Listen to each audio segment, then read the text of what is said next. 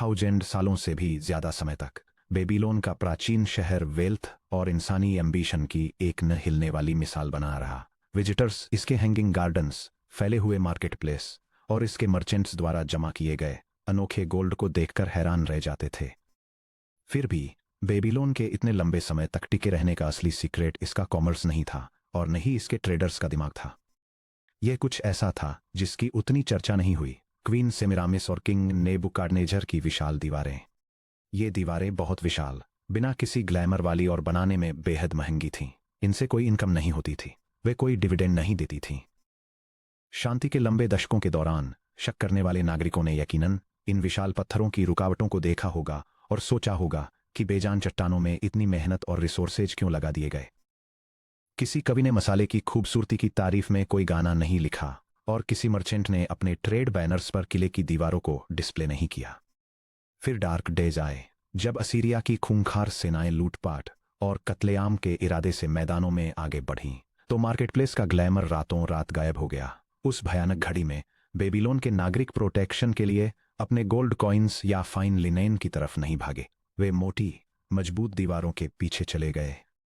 हफ्तों और महीनों तक जब बाहर युद्ध चल रहा था, बेबीलोन के अंदर जिंदगी शांत स्टेबिलिटी के साथ चलती रही। दीवारें टिकी रहीं क्योंकि उन्हें सीज के आने से बहुत पहले ही बना दिया गया था। मॉडर्न इंडिया में फाइनेंशियल प्लानिंग एक खतरनाक ग्लैमर बायस से जूझ रही है। हम high return equity mutual funds, multibagger stocks, tax saving strategies और प्रॉपर्टी इन्वेस्टमेंट्स पर बात करना पसंद करते हैं।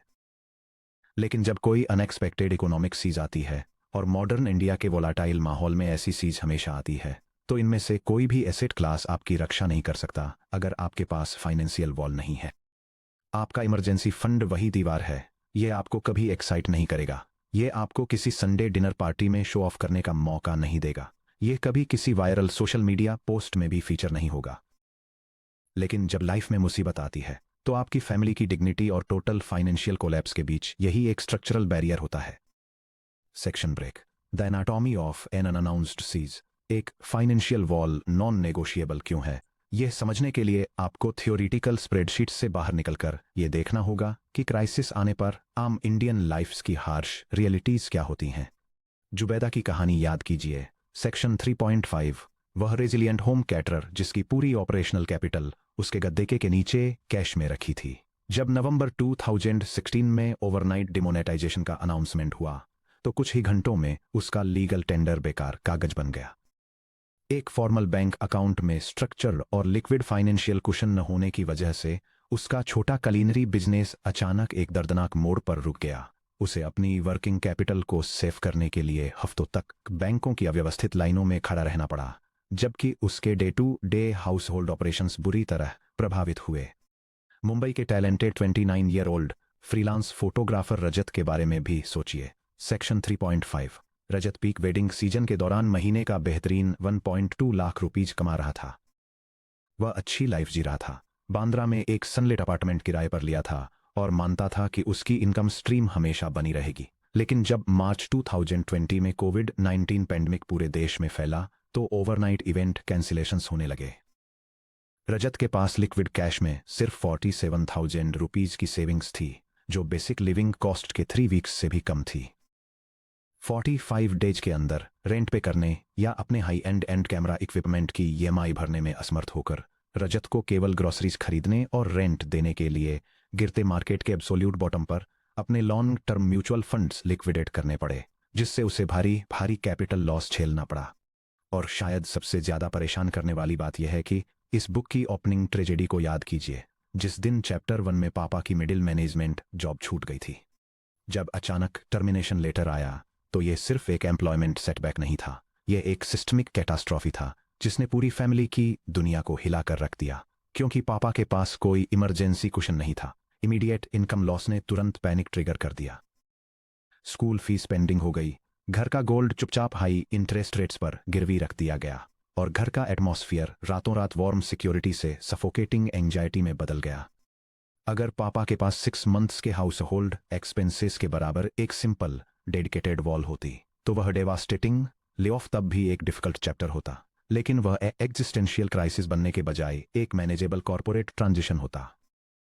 फैमिली आराम से सांस ले सकती थी, अडेप्ट कर सकती थी और शेयर डेस्पिरेशन के बजाय कंपोजर की पोजीशन से नया रास्ता ढूंढ सकती थी।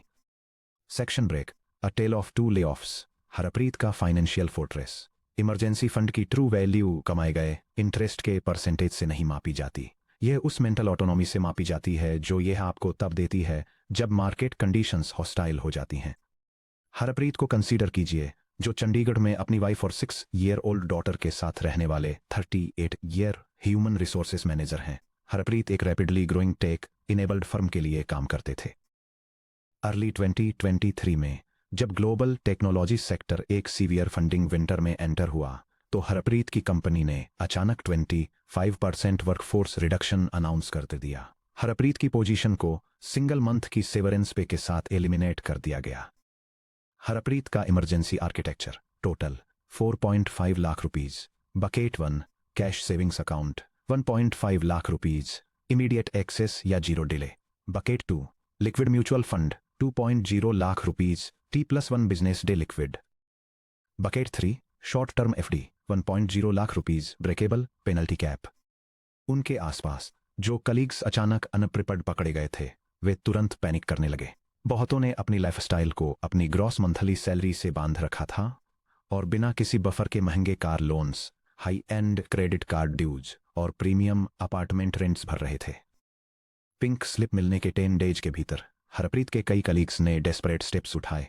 लोअर टीयर कंपनीज में 30% टू 40% सैलरी कट ले लिया, अपने लॉन्ग टर्म रिटायरमेंट इन्वेस्टमेंट्स को लॉस में बेच दिया, या सिर्फ अपना घर चलाने के लिए 16% इंटरेस्ट पर हाई कॉस्ट पर्सनल लोन्स ले लिए। हरप्रीत बिल्कुल अलग रास्ते पर चले। पिछले 7 ईयर्स में हरप्रीत ने 4.5 लाख रुपीज का एक डेडिकेटेड इमरजेंसी फंड बना लिया था और अपने घर के base monthly survival burn rate का ध्यानपूर्वक कैलकुलेशन करके इसे 50,000 रुपीज तय किया था। उनकी ये फाइनेंशियल वॉल पूरे 9 मंथ्स का एब्सोल्यूट रनवे थी। जब सेवरेंस ईमेल आया तो हरप्रीत को बिल्कुल भी पैनिक फील नहीं हुआ। वह घर वापस आए, अपनी वाइफ के साथ बैठे और अपने 3 बकेट लिक्विड कशन का रिव्यू किया। 1.5 lakh rupees instant operational needs के लिए प्राइमरी सेविंग्स अकाउंट में रखे थे। 2.0 लाख रुपीज एक low risk liquid mutual fund में पार्क थे, जिन्हें 24 आवर्स के अंदर रिडीम किया जा सकता था। 1.0 लाख रुपीज एक short term bank fixed deposit में थे, जिसे मोबाइल एप्लीकेशन के थ्रू तुरंत ब्रेक किया जा सकता था। क्योंकि उनकी वॉल सेफ थी, हरप्रीत ने एक सोची समझी स्ट्रेटेजिक डिसीजन लिया। डर के मारे जॉब पोर्टल्स पर अपना रिज्यूमे भेजने के बजाय उन्होंने पहले 2 मंथ्स एक advanced corporate talent analytics certification करने में बिताए। उन्होंने सिस्टमैटिक तरीके से एग्जीक्यूटिव रिक्रूटर्स से कांटेक्ट किया, न्यू दिल्ली में इंडस्ट्री कॉन्फ्रेंसेस अटेंड की और अपने स्किल लेवल से मैच करने वाली अपॉर्चुनिटी का वेट किया। अपनी लेऑफ के 4th मंथ में हरप्रीत को पंजाब के एक एस्टेब्लिश्ड मैन्युफैक्चरिंग कॉन्ग्लोमरेट में सीनियर HR लीडरशिप रोल मिल गया, जिसमें उनके पिछले पैकेज पर 15% सैलरी इंक्रीमेंट भी शामिल था। हरप्रीत के इमरजेंसी फंड ने सिर्फ उनके परिवार के खाने का ही ध्यान नहीं रखा, बल्कि उनकी प्रोफेशनल ट्रेजेक्टरी को भी प्रोटेक्ट किया। इसने उन्हें पेशेंस रखने की छूट दी और एक क्रूशियल नेगोशिएटिंग पावर प्रोवाइड की। उन्हें घुटनों के बल बैठकर नेगोशिएट नहीं करना पड़ा, क्योंकि उनकी फाइनेंशियल वॉल उनके पीछे मजबूती से खड़ी थी। Engineering the wall, how much is enough. Emergency planning में सबसे कॉमन मिस्टेक पर समसम को एक आर्बिट्रेरी फिगर मान लेना है। लोग अक्सर अपने हाउस होल्ड की एक्चुअल ऑपरेशनल रियलिटी को समझे बिना 50,000 रुपीज या 1 लाख रुपीज जैसा कोई भी रैंडम राउंड नंबर चुन लेते हैं। इमरजेंसी फंड आपकी specific monthly essential expense ME के हिसाब से प्रिसाइजली कैलिब्रेटेड होना चाहिए। Defining your monthly essential expense ME। आपका ME आपकी रेगुलर मंथली इनकम नहीं है और नहीं ये अच्छे दिनों में किया जाने वाला आपका टोटल स्पेंडिंग है। ये वह एब्सोल्यूट मिनिमम कॉस्ट है जो किसी क्राइसिस के दौरान आपके हाउस होल्ड को बेसिक डिग्निटी के साथ चलाए रखने के लिए चाहिए होती है। अपने ME बर्न रेट को कैलकुलेट करना, कोर सर्वाइवल ग्रोसरीज और फूड, इलेक्ट्रिसिटी और वाटर, बच्चों की school fees, debt obligations, home loan EMI, minimal utility EMIs, credit card spend को एक्सक्लूड करें। Critical coverage, health insurance premiums, essential medicines, basic maintenance. The duration rule, salaried versus self employed. एक बार जब आप अपना baseline ME तैर लेते हैं तो अपने प्राइमरी इनकम सोर्स की वोलेटिलिटी के बेसिस पर ड्यूरेशन मल्टीप्लाई अप्लाई करें। ड्यूअल इनकम हाउस होल्ड वाले सैलरीड प्रोफेशनल्स मिनिमम 6 मंथ्स का ME, single income household वाले सैलरीड प्रोफेशनल्स मिनिमम 9 मंथ्स का एमई, फ्रीलांसर्स, बिजनेस ओनर्स और gig economy workers minimum 12 months का ME. 3 income levels के across emergency fund calculation. Tier 1 entry worker के लिए monthly take home पे 30,000 rupees है। Estimated ME essentials 20,000 rupees है। Salaried के लिए 6 मंथ बफर 1,20,000 रुपीस है और फ्रीलांस के लिए 12 मंथ बफर 2,40,000 रुपीस है। टीयर 2 मिड करियर के लिए मंथली टेक होम पे 60,000 रुपीस है। एस्टिमेटेड एमई एसेंशियल्स 40,000 रुपीस है। सैलरीड के लिए 6 मंथ बफर 2,40,000 रुपीस है और फ्रीलांस के लिए 12 मंथ बफर 4,80,000 रुपीस है। टीयर 3 सीनियर एग्जीक्यूटिव के लिए मंथली टेक होम पे 1 लाख रुपीस है। एस्टिमेटेड एमई एसेंशियल्स 65,000 रुपीस है। सैलरीड के लिए 6 मंथ बफर 3,90,000 रुपीस है और फ्रीलांस के लिए 12 मंथ बफर 7,80,000 रुपीस है। अगर आप पर मंथ 60,000 रुपीज कमाते हैं और आपके core house hold expenses ME का टोटल 40,000 रुपीज है तो एक सैलरीड प्रोफेशनल को 0.4 लाख रुपीज की non negotiable emergency wall maintain करनी चाहिए। अगर आप सेम एक्सपेंस लेवल पर एक फ्रीलांस प्रोफेशनल हैं तो आपकी रिक्वायर्ड वॉल बढ़कर 4.8 लाख रुपीज हो जाती है। Where to lay the bricks, the 3 bucket framework. किसी इमरजेंसी फंड का अल्टीमेट टेस्ट बिना कैपिटल लॉस के इंस्टेंट लिक्विडिटी होना है। बहुत से अच्छे इरादे वाले लोग क्लेम करते हैं कि उनके पास एक इमरजेंसी फंड है, लेकिन जब उनसे पूछा जाता है कि वह कहाँ रखा है तो वे real estate holdings, equity mutual funds, physical gold या locked in tax saving fixed deposits की ओर इशारा करते हैं। ये एसेट क्लासेज का एक खतरनाक कंफ्यूजन है। ट्रेडिशनल एसेट्स इमरजेंसी वॉल्स के रूप में क्यों फेल होते हैं? एसेट क्लास इक्विटीज या stocks. Emergency flow high market volatility risk. Market crash के दौरान फोर्स्ड सेलिंग से सीवियर कैपिटल लॉस लॉक हो जाता है। Asset class physical gold. Emergency flow, इसमें फिजिकल अप्रेजल की जरूरत होती है, स्टोरेज रिस्क्स बढ़ते हैं और इमरजेंसी डिस्ट्रेस सेल्स के दौरान हाई फ्रिक्शन या डिस्काउंट सहने पड़ते हैं। Asset class real estate. Emergency flow deeply illiquid. Cash realise करने में महीनों या सालों लग सकते हैं। इमीडिएट हॉस्पिटल डिपॉजिट्स के लिए बिल्कुल useless. Asset class 5 year tax save FD. Emergency flow statutory lock in period से बंधा हुआ है। किसी भी इमरजेंसी सिनेरियो के तहत लीगली इसे प्रीमैच्योरली नहीं तोड़ा जा सकता। कंप्लीट प्रोटेक्शन हासिल करने के लिए अपनी इमरजेंसी वॉल को हरप्रीत की 3 बकेट लिक्विडिटी आर्किटेक्चर के हिसाब से डिप्लॉय करें। The 3 bucket deployment. Bucket 1 instant corpus का 30%। Primary savings account, immediate ATM या यूपीआई एक्सेस 0 से 24 आवर क्राइसिस के लिए। बकेट 2 फास्ट एक्सेस कॉर्पस का 40%। Liquid mutual funds T+1 days में रिडीमेबल, 7 डेज के बाद 0 exit load. Bucket 3 high yield corpus का 30%। शॉर्ट टर्म स्वीप इन एफडीज, थोड़ा हायर इंटरेस्ट, मोबाइल ऐप के जरिए breakable. Bucket 1 primary savings bank account 30%। इसे अपने प्राइमरी डेबिट कार्ड और यूपीआई से लिंक्ड एक स्टेबल कमर्शियल बैंक में रखा जाता है। ये इमीडिएट 0 से 24 आवर की इमरजेंसीज को कवर करता है, जैसे urgent medical admission in deposit या अचानक vehicle repair. Bucket 2 debt liquid mutual funds 40%। इसे high quality liquid debt funds में इन्वेस्ट किया जाता है जो मुख्य रूप से ओवरनाइट गवर्नमेंट सिक्योरिटीज और टॉप रेटेड कमर्शियल पेपर में इन्वेस्ट करते हैं।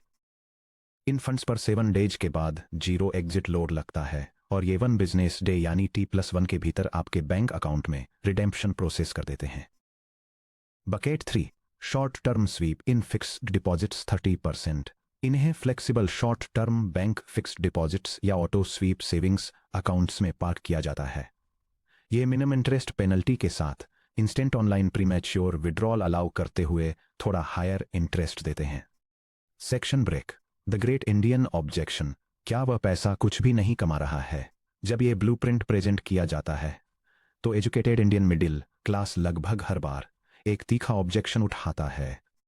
अगर मैं 4 लाख रुपये सेविंग्स अकाउंट्स और लिक्विड फंड्स में रखकर सिर्फ 4% से 6% पर ईयर कमाता हूं, जबकि रियल इन्फ्लेशन 6% या 7% पर चल रही है, तो मेरा कैश हर एक दिन अपनी परचेसिंग पावर खो रहा है।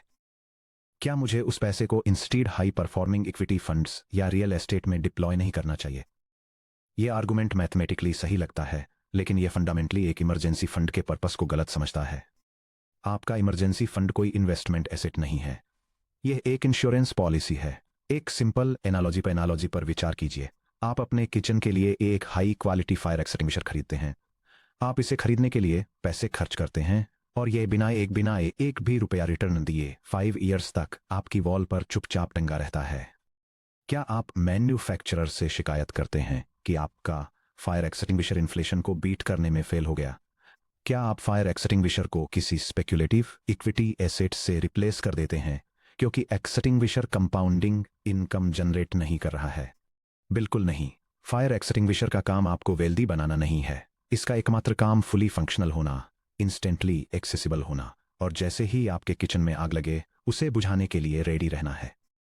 The emergency fund under reframe: investment portfolio, wealth generation, capital growth, high return target, accepts short term volatility, emergency fortress, risk mitigation, capital preservation, instant liquidity target, zero volatility tolerance. Emergency fund पर earn किया गया interest सिर्फ एक bonus है जो holding costs को partially offset करता है। आपके इमरजेंसी फंड का ट्रू रिटर्न वे कैटास्ट्रॉफिक लॉसेस हैं जिन्हें यह आपकी लाइफ में कहीं और होने से रोकता है। इमरजेंसी फंड के बिना एक सिंगल जॉब लॉस या मेडिकल स्केयर आपको मार्केट डाउनटर्न के दौरान अपने लॉन्ग टर्म इक्विटी इन्वेस्टमेंट्स से पैसे निकालने, हाई यील्डिंग कंपाउंडिंग एसेट्स को तोड़ने या हाई इंटरेस्ट डेट लेने पर मजबूर कर देता है। अपने लिक्विड बफर पर आप जो छोटा सा इन्फ्लेशन लॉस उठाते हैं वह अपने कोर वेल्थ इंजन को टोटल डिसरप्शन से बचाने के लिए पे किया जाने वाला छोटा सा प्रीमियम है। अपनी वॉल बिल्ड करना एक नॉन नेगोशिएबल स्टेप है। अगर आपके करंट रिजर्व्स जीरो के करीब हैं तो स्क्रैच से इमरजेंसी फंड बनाना डॉन्टिंग फील हो सकता है। अगर आपकी की टारगेट वॉल 3 लाख रुपीस है और करेंटली आपके पास 15,000 रुपीस हैं तो ये गैप बहुत बड़ा दिखता है। इसका सॉल्यूशन उन्हीं एग्जैक्ट फाउंडेशनल प्रिंसिपल्स को अप्लाई करने में है जिन्हें हमने इस चैप्टर में पहले अनपैक किया था। सेक्शन 4.1 रमजान भाई का टिन बॉक्स पर वापस जाएं। अपनी वेल्थ को फिजिकली और डिजिटली अलग रखें। आपका इमरजेंसी फंड आपके डेली ट्रांजैक्शनल अकाउंट में नहीं रहना चाहिए जहां यह वीकेंड डाइनिंग, ऑनलाइन शॉपिंग और इंपल्सिव परचेज से धीरे धीरे खत्म होता रहे। अपने डेली एप्स पर जीरो डेबिट कार्ड एक्सेस के साथ एक डेडिकेटेड अलग बैंक अकाउंट खोलें। यह आपका मॉडर्न टिन बॉक्स बन जाता है। Section 4.33 the 10% micro savings engine पर वापस जाएं। हर कार्ड का टाइमलेस लॉ अप्लाई करें। अपनी इमरजेंसी वॉल को पहले पे करें। यूटिलिटी बिल पे करने से पहले, शॉपिंग करने से पहले और लॉन्ग टर्म मार्केट्स में इन्वेस्ट करने से पहले अपनी मंथली सैलरी का एक फिक्स्ड परसेंटेज सीधे अपने बकेट 1 सेविंग्स अकाउंट में ऑटोमेटिकली ट्रांसफर करें। अगर आप हर महीने अपनी इनकम का केवल 15% भी एक डेडिकेटेड इमरजेंसी फंड में सेव करते हैं तो आप 7 मंथ से भी कम समय में पूरा 1 मंथ का ऑपरेशनल बफर बना लेंगे। शांत और अनुशासित सेविंग के 3 ईयर्स से भी कम समय में आपकी फोर्ट्रेस वॉल पूरी तरह बनकर खड़ी हो जाएगी। Section break: completing the Babylon fortress, the architecture of chapter 4। अब हमने बेबीलोन की प्राचीन पैराबल्स द्वारा दिए गए कंप्लीट डिफेंसिव और ऑफेंसिव ब्लूप्रिंट का पूरा सफर तय कर लिया है जो सीधे मॉडर्न इंडियन हाउस होल्ड्स के लिए ट्रांसलेट किया गया है। एक स्टेप पीछे हटें और उस कंप्लीट फोर्ट्रेस को ऑब्जर्व करें जिसे आपने इस चैप्टर के दौरान बनाना सीखा है। मॉडर्न इंडिया के लिए the comprehensive Babylonian fortress. Section 4.1 core principle start thy purse to fattening. Modern Indian implementation the first brick daily spending को स्ट्रक्चरल सेविंग्स से अलग करना। सेक्शन 4.2 को core principle the 7 cures for a lean purse. Modern Indian implementation blueprint lifestyle inflation care expenditure का systematic control. Section 4.3 core principle pay yourself first 10% rule. Modern Indian implementation the micro engine spending से पहले automated monthly capital allocation. Section 4.4 core principle guard thy treasures from loss. Modern Indian implementation fraud rod defence get rich quick schemes crypto और unregulated private investment traps को reject करना। Section 4.5 core principle make of thy dwelling a profitable investment. Modern Indian implementation real estate reality check emotional home buying को true illiquid capital traps से अलग करना। Section 4.6 core principle insure an income for thy future. Modern Indian implementation pension engine private index SIP बनाते हुए EPF या NPS को optimise करना। Section 4.7 core principle build walls to protect thy estate. Modern Indian implementation emergency fund peace of mind की guarantee देने वाला 3 bucket liquid fortress. इस chapter का हर सेक्शन आपकी फाइनेंशियल लाइफ के एक क्रिटिकल स्ट्रक्चरल पिलर को रिप्रेजेंट करता है। रमजान भाई का टिन बॉक्स 4.1 ने यह तय करके पहला साइकोलॉजिकल ब्रेक रखा कि कंजम्पशन शुरू होने से पहले सेविंग्स को अलग रख दिया जाना चाहिए। 7 क्योर्स 4.2 ने एक ऐसा आर्किटेक्चरल मास्टर प्लान दिया जिसने आपकी इनकम ग्रोथ को लाइफस्टाइल क्रीप से कंज्यूम होने से बचाया। 10% पे योर सेल्फ फर्स्ट रूल 4.3 ने यह प्रूव किया कि एक छोटी इनकम भी समय के साथ कंपाउंडिंग कैपिटल जनरेट कर सकती है। फ्रॉड से बचाव 4.4 ने आपके गेट्स पर अलर्ट गार्ड्स खड़े कर दिए जो आपकी कड़ी मेहनत से कमाई इंटो को प्रेडेटरी स्कैम्स और अनरियलिस्टिक प्रोमिसेस से प्रोटेक्ट करते हैं। रियल एस्टेट रियलिटी चेक 4.5 ने यह पक्का किया कि आपकी वेल्थ इस गलतफहमी में इलिक्विड फिजिकल वॉल्स के अंदर परमानेंटली न फंस जाए कि ब्रिक एंड मोर्टार ही अकेला सच्चा एसेट है। रिटायरमेंट फ्रेमवर्क 4.6 ने आपकी फाइनेंशियल डिफेंसेस को आपके गोल्डन ईयर्स तक गहरा कर दिया, ये पक्का करते हुए कि आपका वर्किंग करियर खत्म होने के बहुत बाद भी आपकी इंडिपेंडेंस बनी रहे। और अब इमरजेंसी फंड 4.7 आपके किले को कंप्लीट करता है, आपकी पूरी फाइनेंशियल लाइफ को एक थिक और स्ट्रॉन्ग शील्ड से घेरता है जो इकोनॉमिक अनसर्टेनिटी को दूर रखती है। अपनी डिफेंसेस तैयार होने, अपना माइंडसेट प्राचीन ज्ञान में बंधे होने और अपने घर को अनएक्सपेक्टेड क्राइसिस से सिक्योर कर लेने के बाद अब आप इकोनॉमिक शॉक से वल्नरेबल नहीं हैं। अब आप डिफेंस से बाहर निकलकर ऑफेंस पर जाने के लिए पूरी तरह तैयार हैं। अब एक्टिव मार्केटप्लेस में एंटर करने का समय आ गया है, यानी जिस कैपिटल की आपने इतनी सावधानी से रक्षा की है उसे पावरफुल ग्रोथ इंस्ट्रूमेंट्स में डिप्लॉय करने का समय आ गया है जो आपके पैसों को आपके लिए लगातार काम पर लगाए रखेगा। Section break. अगले चैप्टर में हम फाउंडेशनल फिलॉसफी से प्रैक्टिकल डेली एग्जीक्यूशन की तरफ पढ़ते हैं। 5.1 the money box system, spending, saving, investing simplified for Indian house holds.